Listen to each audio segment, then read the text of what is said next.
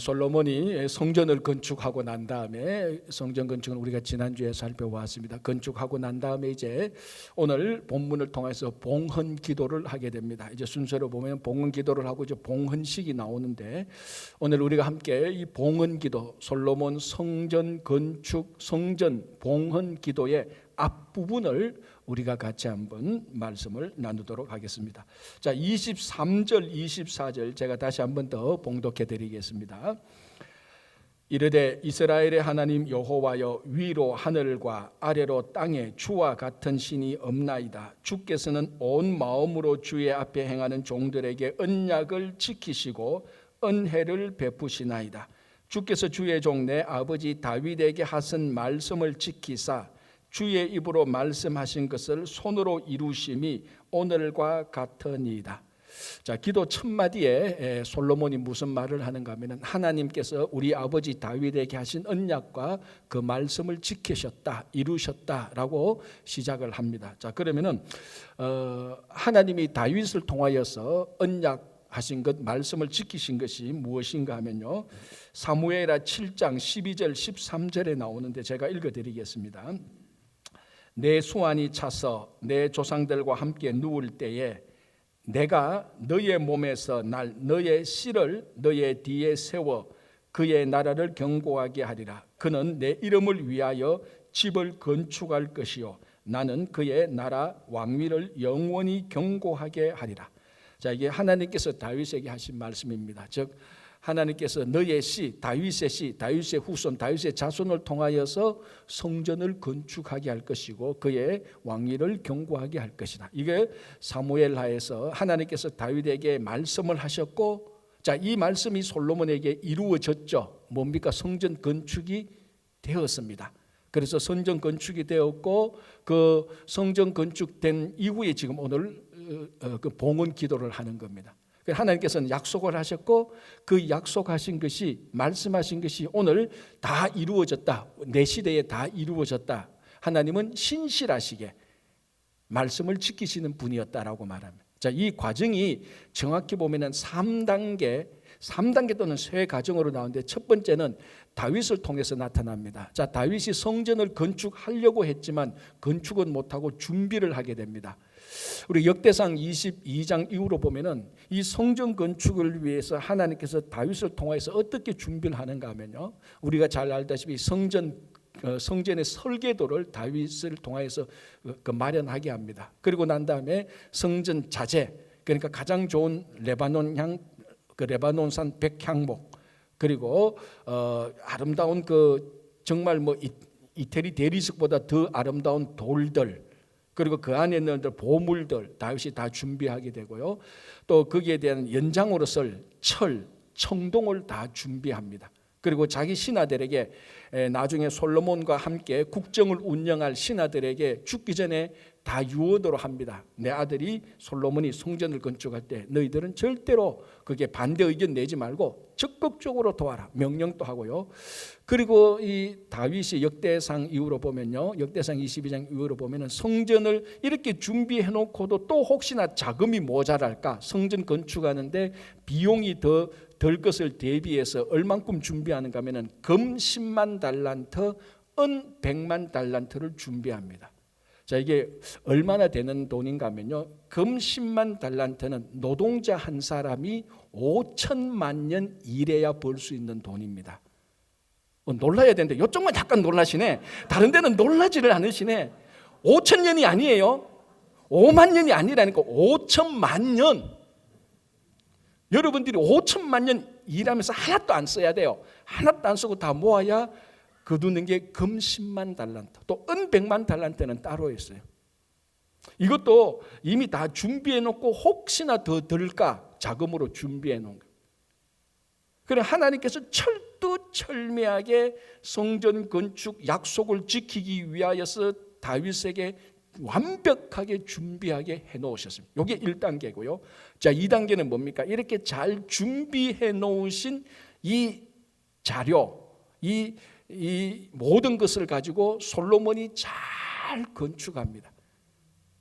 이 솔로몬이 희한하게 건축학과를 나온 사람도 아닌데, 우리가 지난 주일날 봤지 않습니까? 하나님께서 주신 지혜로 건축 현장에서는 연장 소리 하나도 나지 않도록 조용한 가운데 성전을 건축하게 하고 이스라엘 백성들 누구 하나도 불평 원망 없이 일사불란하게 성전을 건축하게 됩니다.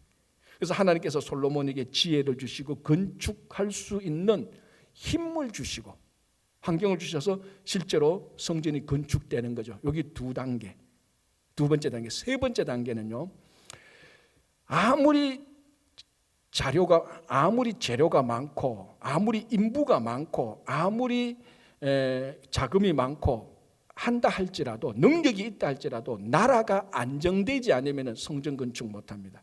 지난주에 제가 잠시 언급했지만요, 다윗이 성전 건축을 못하게 되는 큰 이유는 두 가지는, 첫 번째, 다윗이 전쟁에서 피를 많이 흘렸기 때문에 안 되는 것이고, 또 하나는 뭡니까? 나라가 안정되지 못했기 때문 아니었습니까? 외부로부터 다윗이 왕일 때는 블레셋 계속 쳐들어오죠. 아말렉 쳐들어오죠. 이방 민족이 계속 쳐들어왔으니까 성전 건축할 여력이 없습니다. 또 좀 조용해지면 어떻게 됩니까? 내부에서 반란이 일어나죠. 몇 번 반란이 일어났다 그랬죠? 4번이나 일어났습니다. 이스보셋, 압살롬, 세바, 그리고 아도니아, 아들 둘까지 합쳐서 4번이나 반란이 일어나는데요, 무슨 성전을 건축하겠습니까? 참 그렇게 보면 다윗도 운명도 참 기구해요, 그죠? 아들이 한 번만 반역을 일으켜도 참 인생이 고달프고 힘든데 아들 2명, 게다가 또 다른 2명, 그러니까 성전 건축할 여력이 일절 없습니다. 마음만 있었지 다윗에게. 그러나 솔로몬이 왕이 되었을 때는 완전 그 국가를 평화롭게 하나님께서 만드십니다. 반란 일체 없습니다. 아버지 때 4번이나 반란이 있었는데 아들 솔로몬 때는 일체 반란이 없고요, 이 성전을 건축하는 이 가운데 외부 침입도 하나도 없도록 하나님께서 다 상황을, 형편을 마련해 주십니다. 세 번째 단계죠. 다윗으로 준비하게 하고 솔로몬을 건축하게 하시고, 그리고 건축하게 할 수 있도록 상황을 다 조정하시는 하나님. 그러니까 오늘 솔로몬이 말하지 않습니까? 주의 입으로 말씀하신 것을 손으로 이루심, 그리고 아버지 다윗에게 하신 말씀을 지키사. 하나님이 변하지 않고 신실하게, 치밀하게, 일체의 오차 없이, 변함없이 성전 건축을 완공했습니다 라고 자기 고백으로 봉헌 기도를 시작하는 것입니다. 여러분, 이것을 볼 때 다윗과 솔로몬, 그 상황이 바뀌어도, 사람이 바뀌어도 하나님은 바뀌지 않고, 하나님은 그 동일하신 하나님이 영원토록 신실하십니다. 변함이 없습니다. 변하는 것은 사람이 변하죠. 조석으로 변합니다. 아니, 조석으로 변하는 것만 해도, 조석으로 변하는 것도 그 잘 견디는 거예요. 아침에만 해도 몇 번 변하는지 몰라요. 하루에 수십 번 또 변하는 게 사람이고, 상황은 얼마나 시시각각 변합니까?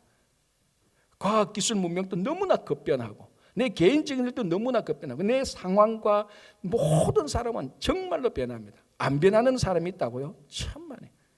어떤 한 남자가 그 결혼하면서 정말 자기 아내를 사랑하고, 이 아내는 세상에 다른 사람하고 다르다, 진짜로 변함없이 신실하게, 연애할 때도 너무나 신실하게 초질간 똑같다고 자랑하고 다녔습니다. 그런데 이 남자의 일생을 보니까 아내가 3단계로 변하더래요. 첫 번째, 반찬 투정 가지고. 처음에 신혼 시절에는 반찬 투정하니까, 남편이 반찬 투정하니까 이 아내가 하는 말이, 여보 내가 잘못했어요. 오늘 음식이 좀 짜죠. 이게 당신이 별로 안 좋아하는군요. 내가 오늘 장 봐서 내일 아침에 맛있게 할게요. 그러면 그 다음날 아침에 반찬이 확 바뀌고 너무나 반찬이 좋은 게 나와요. 신혼 1단계. 이제 2단계, 3단계 감 잡히죠? 여러분 생각대로 흘러갑니다. 생각이 아니고 여러분 한 대로 흘러가는 거예요. 여러분대로. 2단계, 애 하나 둘 낳더니만 남편이 반찬 투정하니까 어른이 쪼잔하게 말이지, 반찬 투정한다고 그냥 제가 하는 대로 드세요. 싹 바뀌는 거죠. 3단계, 애 3명 놓고 난 다음에 남편이 반찬 투정하니까 배불렀네, 배불렀어. 배고파야 봐야 알지. 반찬을 딱 가지고 쓰레기통에 탁 버리더래요. 그렇게 신실한, 다른 사람은 다 바뀌어도 내 아내는 안 바뀌겠다는 이 아내가 그렇게 싹 바뀐다. 4가지 하나 더 해줄게요. 나머지 2개는 또 다음에 하고. 와이셔츠 시리즈. 이제 처음에 결혼할 때 신혼할 때 남편이 와 있어지고 쭈글쭈글하고 이제 회사 가야 되니까 아침에 일어나서 자기가 막 다린다고요. 그러니까 아내가 아이 낭군님 이런 거는 여자가 해야 됩니다. 저 TV 보시고 좀 쉬세요. 제가 다 다릴게요. 싹 달아서 깨끗하게 입혀서 보냈습니다. 2단계 3단계 여러분 예상대로 또 흘러갑니다.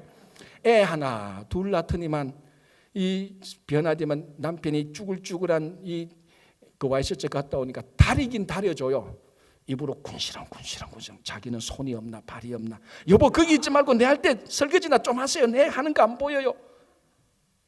3단계 애 3명 딱 놓기만 쭈글쭈글한 옷 입고 나오고 여보 이거 어떻게 하니까 그냥 가세요. 아무도 당신 안 봐요. 나도 당신 안 봐요. 그냥 가세요. 사람요 다 바뀌어요. 아내만 바뀌는 줄 아닙니까? 남자는 어떻게 바뀌어요? 남자는요 결혼한 그 다음 날부터 다 바뀌어요. 왜 바뀌는 줄 압니까? 잡아놓은 고기 미끼 주는 거 봤나 그렇게 말하더랍니다. 여러분 여러분의 아내는 지금 몇 단계 있습니까? 거의 3단계까지 왔죠. 누구는 그러더라고. 우리 아내는 여기 3단계도 없대. 그래요 하니까 4단계래. 4단계는 뭐냐니까 그러니까 쫓겨났대. 이 우스운 얘기잖아요, 그죠? 그런데 이게 우스운 얘기지만 사실 어떤 사람도 신실하지 않습니다. 신실할 것 같다고요? 천만의 말씀. 세월이 흐르는 만큼 다 바뀝니다. 그러나 여호와 하나님은 신실하십니다. 다윗 때, 솔로몬 때 모든 상황을 한치의 오차도 없이 성전을 건축하도록 한 그것을 솔로몬이 직접 경험하고 봉헌기도 때 쉽게 말해 여호와 하나님은 오직 신실하십니다. 그 신실하신 하나님이 우리 아버지에게 약속하신 것을 지키고 나에게 약속한 것을 지켜서 성전 건축을 하고 오늘 제가 기도를 합니다. 이 기도를 드리는 겁니다. 여러분 사람 보고 상황 보면은 낙담돼서 실망해서 신앙생활은 물론이고 인생 살아갈 낙이 없습니다. 정말로 신실했던 가장 친한 친구가 배반하는 적이 한두 번입니까? 사기당한 게 다 그걸로 당하지 않습니까? 그래서 이번 사람 보고 상황 보면요 낙담하고 절망할 수밖에 없습니다. 혹시 여러분 지금 그 가운데 있습니까? 다 접어주시고요 신실하신 하나님을 보십시오. 신실하신 하나님이 다윗과 솔로몬에게 했던 약속을 지킵니다. 제가 전에도 한번 말씀드렸는데요. 다른 건 몰라도 진짜 한국에서 태어나서 미국으로 온 우리들에게는 하나님께서 다 약속해 주셨습니다. 뭔가 약속, 뭔가 하나님이 우리를 미국에서 할 일이 있기 때문에 사명과 해야 될 약속이 하나님께서 이루실 약속이 있기 때문에 우리를 한국에서 미국으로 인도하셨단 말이에요. 그런데 그 약속이 뭐냐? 사람마다 다 다르지만은 공통된 약속이 있습니다. 뭡니까? 우리를 죽이려고 하는 거 아닙니다. 우리를 파괴시키려고 하는 거 아니죠. 우리를 더 잘되게 하려고, 더 하나님의 자녀대로 살게 하기 위하여서 태어난 곳을 떠나서 미국으로 다 오게 했습니다. 그 신실하신 약속도 사실은 지금 이루어지고 있는 것입니다. 안 믿겨지죠? 그렇죠. 내 생각하고 내 경험 생각하니까 안 믿겨지는 것이죠. 신실하신 하나님을 보신다면 지금 하나님께서 우리에게 하신 약속이 이루어지고 있는 겁니다. 상황은 좀 안 좋을 수 있겠지만, 내가 보는 상황은 안 좋을 수 있겠지만 하나님이 볼 때는 변함없이 지금 약속을 이루시고 있는 것입니다. 흔들림 없이 세상과 사람과 내 상황 보며 흔들림 없이 신실하신 하나님을 보시기 바랍니다. 자, 27절 보겠습니다. 아주 유명한 솔로몬의 봉헌 기도가 있습니다. 내용 제가 다시 한번 봉독할게요. 27절. 하나님이 참으로 땅에 거하시리이까 하늘과 하늘들의 하늘이라도 주를 용납하지 못하겠거든 하물며 내가 건축한 이 성전이오리이까. 자, 구약 시대 아니 모든 시대의 우상들, 이방신들은 두 가지 특징이 있습니다. 첫 번째는 장소와 공간에 제한되는 신들입니다. 두 번째는 자연물과 짐승의 형상을 가지고 있는 신들입니다. 자, 첫 번째는 뭔가 하면 장소와 공간에 제한된 신. 예를 들자면은 하늘신. 하늘이라는 공간에 제한된 신을 하늘신입니다. 민족과 인종과 국가에 따라 신의 이름은 다르지만 바다신. 바다에 가면은 바다신이 있습니다. 그 모든 인종과 국가마다 다 바다 신이 있어요. 이름이 달라서 그렇지. 산에 가면은 산에 신이 있습니다. 그러니까 이런 이방신, 우상들은 장소와 공간에 가면은 거기에 제한된 신들이 다 있습니다. 근데 여호와 하나님은 그렇지 않죠. 여호와 하나님은 산에 가도 있고 바다에 가도 계시고 하늘로 올라가도 계시고 땅 밑에 들어가도 계시고 지상에서도 여호와 하나님은 장소와 공간에 제한되지 않습니다. 자, 두 번째, 모든 우상 이방신은 형상이 있습니다. 짐승 또는 피조물의 형상이 있습니다. 태양신이라고 말을 하고 개구리신, 뱀신, 심지어는 메뚜기신도 있습니다. 그런데 하나님은 그런 피조물과 짐승을 창조하신 분이기 때문에 십계명에서 하나님의 어떤 형상이라도 만들지 말라. 하나님은 그런 형상에 제한되는 분이 아니고 그런 형상을 가진 것은 우상이고 하나님은 그런 형상을 훨씬 더 초월하시는. 하나님은 장소와 공간을 초월하시고 형상이 없으신 정말로 유일한 우주 창조의 하나님이십니다. 이 사실을 솔로몬이 알고 있습니다. 그래서 이 사실을 알고 있으면서 성전을 지었습니다. 성전을 지어놓고 무슨 기도를 하는 가 하나님 이 성전에 함께하여 주시옵소서라는 이 말은 자칫하면은 이방 사람들이 우상을 그 성전에 가두어 놓고 이 성전에 가면은 성전의 신 하나님이 있는 것처럼 자칫하면 그런 오해를 받을 수 있는 것입니다.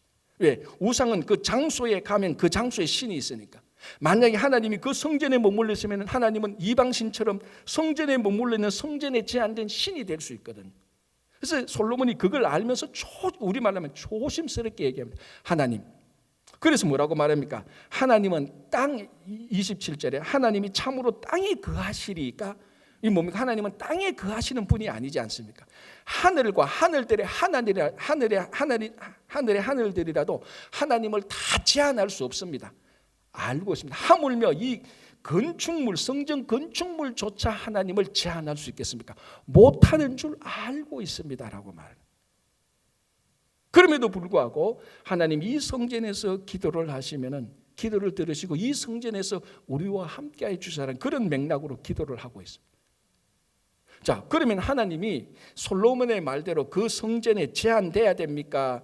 그것을 뛰어넘어야 됩니까? 하나님의 대답은 뭐겠습니까? 무엇이겠습니까?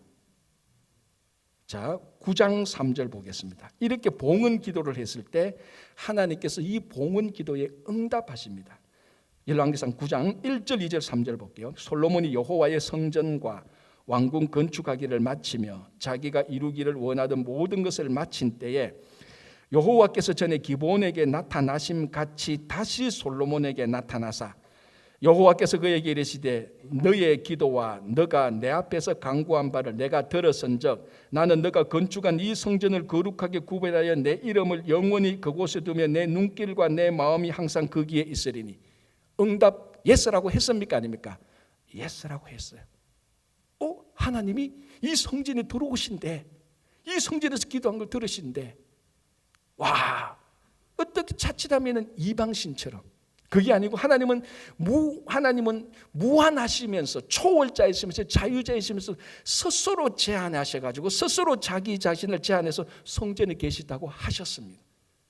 어마어마한 하나님의 대답이죠. 자, 그런데 또 반대로 하나님께서 엉뚱한 소리를 하십니다. 7절 보십니다. 9장 7절. 내가 이스라엘을 내가 그들에게 준 땅에서 끊어버릴 것이요 내 이름을 위하여 내가 거룩하게 구별한 이 성전이라도 내 앞에서 던져버리리니. 아니 방금 이 성전에 내 눈길과 하나님의 눈길과 마음을 둔다고 해놓고 이제는 이 성전이라도 하나님의 이름으로 된 이 성전이라 할지라도 다 팽개치겠단 말이죠. 이번에는 완전히 never 아니야 라고 말을 하는 것. 아니 신실하신 하나님이 질문 하나에 요랬다 저랬다 하는 거예요. 사실은 하나님 이 성전에 우리와 함께 하시고 우리 기도를 들으시지 않는 거. 처음에는 알았다 내가 너희들과 함께 하겠다 해놓고 그 다음에는 아니 나 이거 팽개치겠다. 어느 게 정답입니까? 둘 다 정답이죠. 어느 게 정답이 아닙니까? 둘 다 정답이 아닙니다. 둘 다 정답이 아니고 둘 다 정답이기도 합니다. 왜? 그러면 이 두 개의 정답은, 두 개의 답은 핵심이 아니라는 거죠. 핵심은 어디에 있습니까? 그래서 4절, 5절, 9장 4절, 5절, 6절 보면은 핵심은 뭡니까? 지난주에 했던 것하고 똑같습니다. 너희가 하나님의 말씀에 순종하면 하나님이 스스로 제안해서 이 성전에 너희들과 함께하고 기도를 듣겠다. 너희들이 하나님의 말씀에 순종하지 않는다면 내 이름으로 구별된 내 눈과 마음을 여기에 둔 성전이라 할지라도 팽개쳐 버리겠다는 것입니다. 그러니까 하나님 이 성전에 오셔서 우리 기도를 들으시고 우리와 함께 하소서. 핵심은 뭡니까? 하나님이 거기에 있다 없다가 핵심이 아니고 하나님에게 달린 게 아니고 이거는 이스라엘 백성들에게 달린 것입니다. 말씀을 지키면은 하나님은 이 성전보다 훨씬 더 좁은 쥐구멍 같은 그런 장소도 하나님은 스스로 제안하셔서 거기에 계실 겁니다. 거기서도 우리 기도를 들어주실 것입니다. 그러나 하나님의 말씀을 순종하지 않으면 이 성전 건축보다 몇천 배 어마어마한 건물을 어마어마하게 화려하게 해도 하나님께서는 다 팽개쳐 버릴 것이라는 것. 자, 지난 주일에 우리가 성전 건축 전반전, 그러니까 외부를 마치고 내부 건축하기 전에 휴식 시간에 하나님께서 솔로몬에게 나타나서 했던 말하고 똑같습니다. 성전 건축을 하는데 생뚱맞게 율법을 지키라고 말을 했습니다. 전혀 매치가 안 되는 거지만 성전을 지키기 위해서 말씀을 지키는 것이 본질이라는 것을 봤습니다. 오늘 사실 똑같은 것입니다. 하나님이 이 성전에 우리와 함께 하실 것입니까? 하나님 우리 기도를 들어주실 것입니까? 핵심은 그게 아니고 우리가 하나님의 말씀을 지켜 행하면 성전에 우리와 함께 계시고 지켜 행하지 않으면 다 팽개쳐서 이스라엘 백성들을 민족들의 놀잇개감으로 속담거리로 만들 것이라고 말하는. 자, 이 내용을 사탄도 알고 있습니다, 실제로. 그래서 지난 2000년 동안 사탄은 온갖 수단과 방법으로 교회를 무너뜨리기 위해서 많은 작전을 짜고 실천해 왔습니다. 그러나 지난 200년 동안, 2세기 동안에 사탄이 교회를 무너뜨리기 위한 전략은 교회 건물을 부숴버리거나 자연 재앙을 일으켜서 교회를 부숴버리는 방법도 아니었습니다. 성도와 교회를 핍박하는 방법도 아니었습니다. 성도와 교회를 핍박하면요, 환난을 하면 이건 오히려 더 부흥됩니다. 초대교회 때가 그랬거든요. 그래서 사탄은 그런 전략을 쓰지 않습니다. 무슨 전략을 씁니까? 지난 2세기 동안 인간의 지식과 인간의 이성을 이용하여서 하나님의 말씀을 사람들이 무시하도록 만들어버렸습니다. 이게 무슨 말인가 하면 성경을 하나님의 말씀, 하나님의 계시가 아닌 인간의 말로 탈바꿈시켜버리려고 했습니다. 즉 지난 2세기 동안 200년 동안 인간의 지식과 학문을 이용하여서 성경이 문학이고 성경이 철학이고 성경이 역사고 성경이 심리학이고 성경이 우리를 거치는 의학서고 그런 식으로 다 탈바꿈시켜놨습니다. 물론 철학도 좋고 문학도 좋고 의학 백서도 좋고 역사도 다 좋습니다. 그러나 이 모든 것의 공통점은 뭡니까? 하나님의 말씀이 아니라 인간의 말이라는 것이. 즉 사탄이 뭘 노린가 하면 이 성경은 200년 동안 사탄이 계속해서 교회를 무너뜨리기 위해서 계속해서 성경에 작업을 건기하면 이 성경은 하나님의 말씀이 아니다. 사람의 말이다. 여러분 사람의 말은 지켜도 그만 안 지켜도 그만입니다. 내 기분 좋으면 지키고 내 마음에 들면 지키고 내 기분이 안 들면 안 지켜도 되는 게 사람의 말입니다. 그러나 성도들이 오늘 이 예배실에 함께 오면서 예배드리는 우리 모두가 진짜 하나님의 말씀이라면 누가 불순종하겠습니까? 성경이 하나님의 말씀이라는 것을 자꾸 희석시키고 잊어버리게 하고 무시하게 해서 말씀을 지키지 못하도록 함으로 교회를 무너뜨리기 시작했는데 이것이 유럽에는 적중했습니다. 유럽은 지금 회복하기 어려울 정도로 교회가 무너지고 있습니다. 그 바람이 미국에도 들어오고 한국에도 들어가고 있습니다.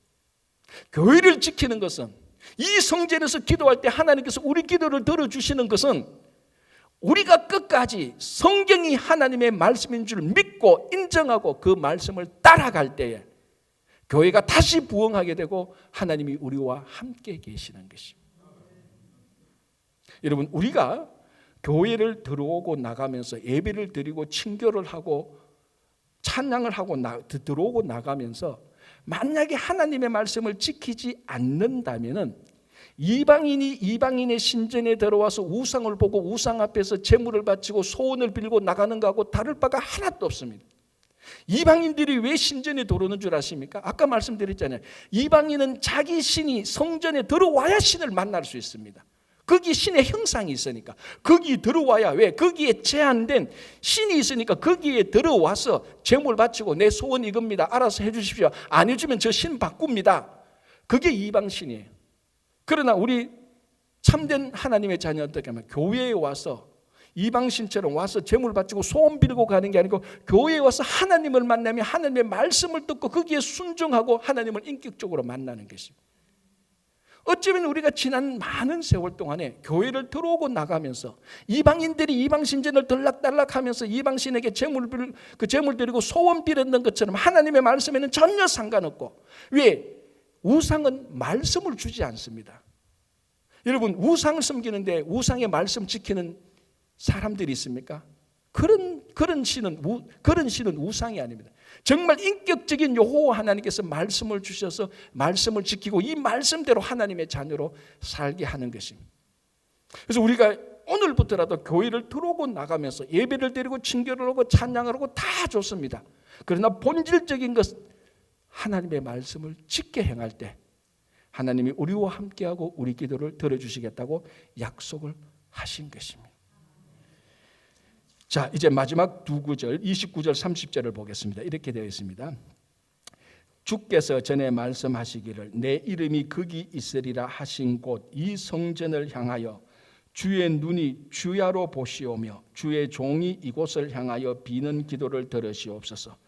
주의 종과 주의 백성 이스라엘이 이곳을 향하여 기도할 때에 주는 그 간구함을 들으시되 주께서 계신 곳 하늘에서 들으시고 들으시사 사하여 주옵소서. 자, 여기에 이 성전에 하나님의 이름이 있고 하나님의 눈과 마음이 있습니다. 얼마나 귀한 겁니까? 이 어떤 건축물에, 어떤 건물에 하나님의 이름이 있고 하나님의 눈과 마음이, 오늘 보면 주야로 보신다고 말합니다. 하루 24시간 1년 내 주무시지도 않고 주야로 눈과 마음을 성전에 두시고, 이 성전이 혹시나 잘못될까, 하나님의 마음과 하나님의 관심이 이 성전에 다 있습니다.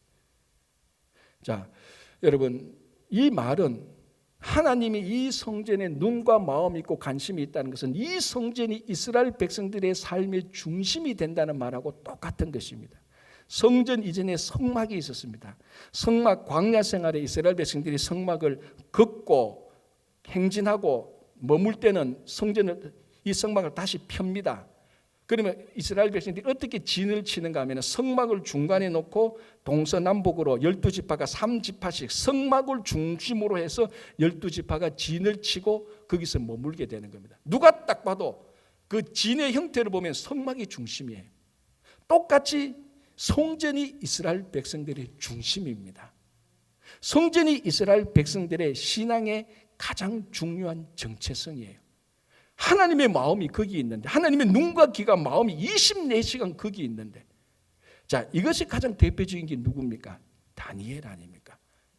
다니엘이 바벨론으로 포로 잡혀갔다가 바벨론의 총리가 됩니다. 여러분, 쉽게 생각할 수 있는 게 뭡니까? 여러분, 이방인 포로된 자가 그날의 총리가 되었으니 다른 바벨론의 신하들의 마음이 어떻겠습니까? 온갖 수단을, 온갖 음해, 방해 공작을 대해서 바벨론을 끌어내리려고 합니다. 재정비리 다 찾아봤고요. 혹시 뭐 청탁한 거 있는가 다 찾아봤는데 먼지 하나 흠이 없었습니다. 그래서 그 바벨론의 그 신하들이 다니엘을 끌어내리기 위해서 어떻게 말합니까? 저 다니엘은 하나님께 기도하는 걸 보고 종교적인 것을 걸자, 그래서 끌어내리자 해서 음모를 만든 게 뭡니까? 신하들이 다리오 왕, 그 당시 바벨론 왕 다리오 왕에게 하는 말이 왕이시여, 왕은 이 제국의 제일 존엄자입니다. 그런데 이 제국에 왕 대신 다른 존재나 다른 사람이나 다른 신을 섬기는 사람에 있어서는 안 되죠. 왕이 기분이 좋겠습니까? 안 좋겠습니까? 왕이 안 돼봤으니까 모르겠지만 기분이 되게 좋을 거예요. 그래? 나 말고 이 제국에서 다른 신이나 다른 사람, 그럼 섬겨서는 안 되지. 나만 섬겨야 되지. 그러니까 이 신하들이 앞으로 30일 동안, 앞으로 딱 30일 동안 다른 신이나 존재나 사람에게 강구하는 자가 있거든. 다 잡아서 사자굴 속에 던집시다. 왕이 오케이 콜 문서 딱 쓰고 왕의 도장을 꽉 찍었습니다. 자, 그 음모는 누굽니까? 타겟은 누굽니까? 진짜 다리오 왕을 존경하기 위한 게 아니잖아요. 다니엘을 잡아 넣기 위한 겁니다.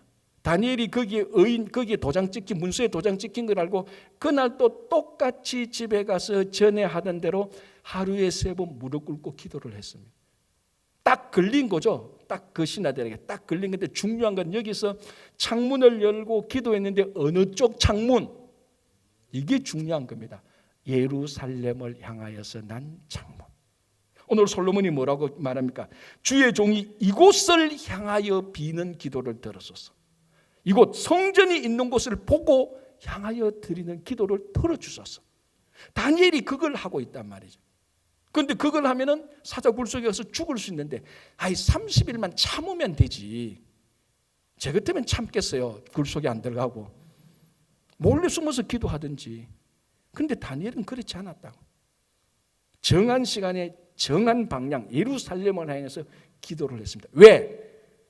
예루살렘 성전이 자기 신앙의 정체성이기 때문에 그렇습니다. 내가 오늘 예루살렘을 향해서 기도하지 않으면은 나는 하나님을 섬기는 사람이 아니라는 확신이 들었기 때문에 그렇습니다. 여러분, 그 당시 바빌론의 문명이 얼마나 발달했습니까? 세계 4대 문명지 아닙니까? 그러니까 가나안에 있었던 다윗 왕조, 솔로몬 그 왕의 왕조가 아무리 문명적으로 발달해도 바빌론의 왕조보다는 발달하지 못했습니다. 거기에 섬길 신이 얼마나 많고 사원들, 아름다운 사원이 얼마나 많습니까? 그럼에도 불구하고 다니엘은 일체 흔들리지 않고 자기 신앙의 정체성을 성전의 우선순위를 뒀습니다. 목숨하고 바꿀 정도로. 그래서 솔로몬이 오늘 이렇게 말합니다. 이곳을 향하여서 기도하거든. 왜? 이것이 이스라엘 백성들의 신앙의 정체성이거든요. 똑같이 오늘날 우리 성도의 신앙의 정체성은 교회에 있어야 됩니다. 다른 데 있으면 안 됩니다. 무슨 말인가 하면은 우리 주변에 자기 신앙의 정체성을 교회 말고 교회 밖에 있는 소그룹들, 교회 밖에 있는 선교단체들, 교회 밖에 있는 다른 신앙단체들에 가입한 사람들이 많습니다. 그건 나쁜 거 아니에요. 거기서 좋은 훈련도 할 수 있어요. 기도회도 할 수 있어요. 그건 나쁜 거 아니에요. 그러나 그 사람들이 자기 신앙의 정체성을 교회보다 선교단체나 기관이나 어떤 소그룹을 더 우선적으로 둔다면 그거는 완전히 잘못된 겁니다. 왜? 우리 성도의 신앙의 정체성은 교회에 있어야 됩니다. 반드시 must. 왜? 하나님이 교회를 자기 피로 사셨지 선교단체나 성경공부 그룹이나 소그룹 기관을 그리스도의 피로 사신 게 아닙니다. 교회였습니다. 사도 바울은 교회가 그리스도의 몸이라고 그랬지 어떤 단체나 어떤 그룹이나 어떤 기관이 그리스도의 몸이라고 하지 않았습니다.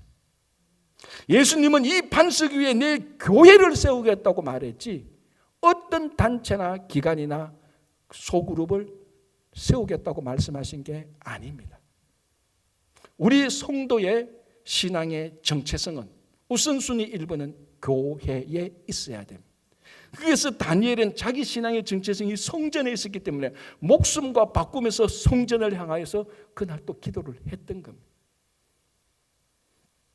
주변에 가끔 이런 분이 있습니다. 교회도 나오고 어떤 그런 그룹에 가는 사람들 많습니다. 다 좋습니다. 그런데 이제 어떤 분들은 교회보다 그런 단체나 그런 소그룹을 더 우선적으로 하는 분이 있습니다. 그러면 이제 물어보죠.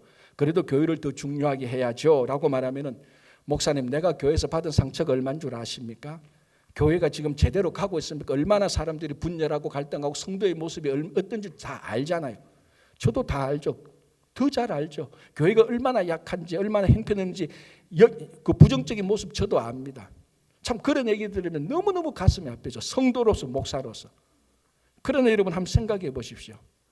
교회가 내 신앙의 모체인데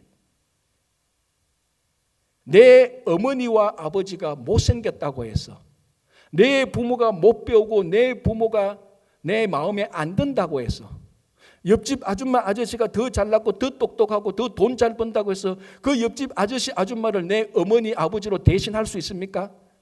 못합니다. 똑같은 논리입니다. 교회가 연약하고 교회가 부족하고 교회의 간절과 교회의 갈등과 분열이 마찰이 있다 할지라도 성도는 교회를 우선으로 해야 됩니다. 왜? 하나님이 이 교회를 피로 사셨기 때문에 그렇습니다. 여러분, 그 초대 교회 교부 가운데 키프리안 교부가 있는데요. 이 키프리안 교부가 교회의 분열은 사탄의 장난이라고 말하면서 평생 교회의 일치를 위해서 수고했으면서 이 사람이 이렇게 말합니다. 아주 유명한 말이에요. 교회를 어머니라고 하지 않는 자는 하나님을 아버지라고 부를 수 없다라고 말을 했습니다. 다시 더 쉽게 정리하면 하나님을 아버지라고 부르는 사람은 교회를 어머니라고 불러야 된다고 말해요.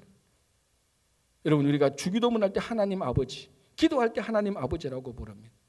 여러분들이 하나님을 아버지라고 부르면 교회는 여러분들의 어머니입니다. 그 어머니를 부정하고 내 정체성을 어디 가서 찾겠습니까?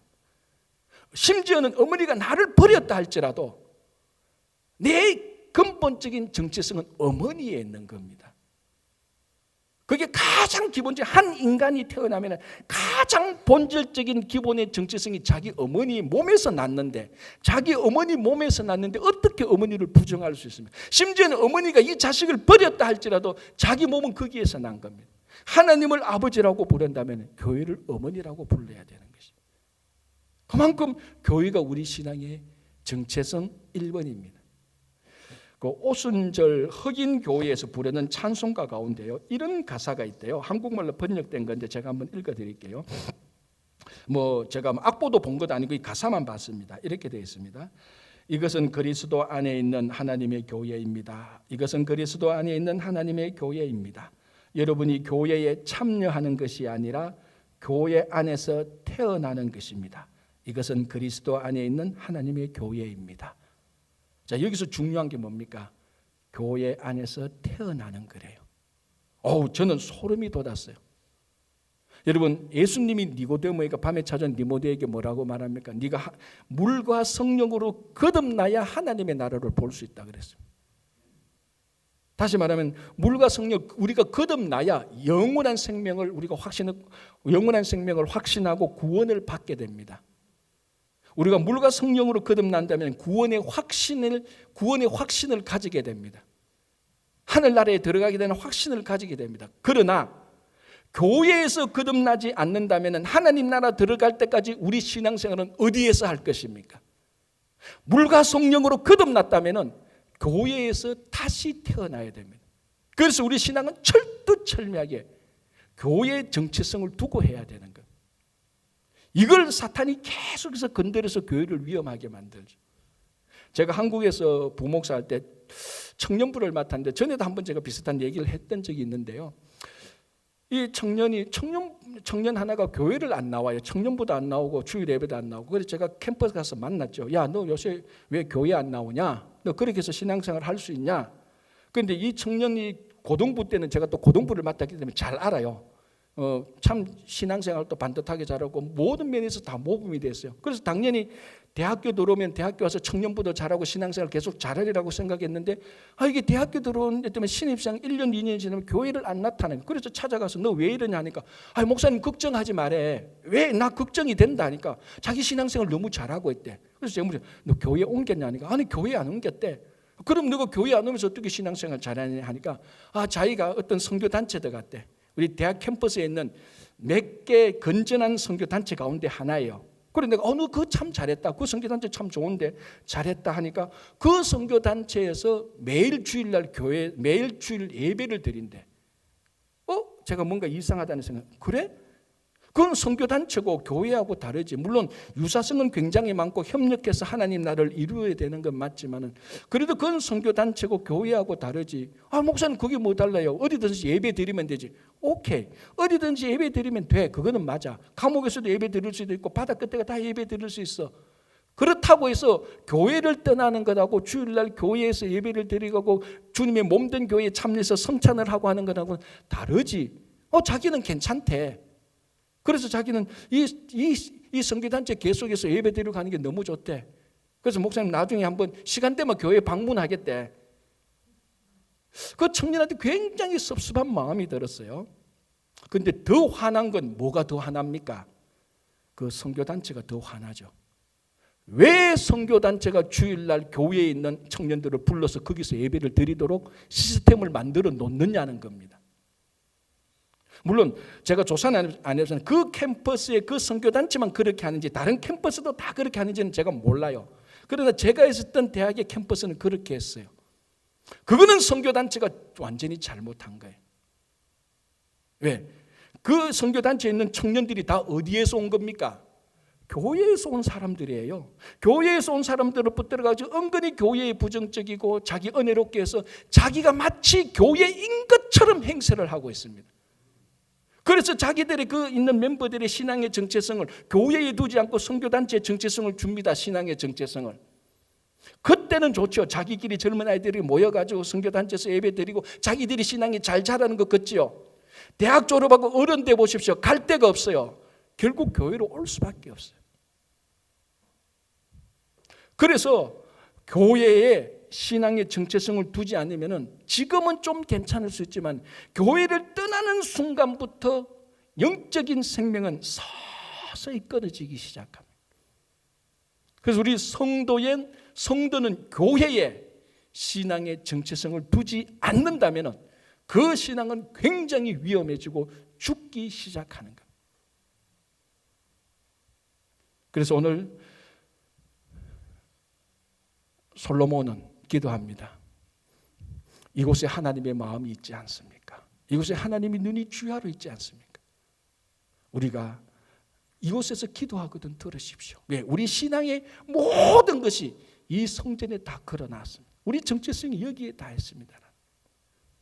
여러분 다시 한번, 물론 오늘 여러분들이 신앙의 정체성이 교회에 있기 때문에 다 오신 분이에요. 그래서 설교할 때마다 갈등이 이게예요. 다 잘하고 오신 분한테 이 말씀을 하는 게 미안합니다. 사실은 밖에 있는 사람 붙들어 놓고 얘기해야 되는데, 여러분 계속해서 여러분 신앙의 정체성을 교회에 두시기 바랍니다.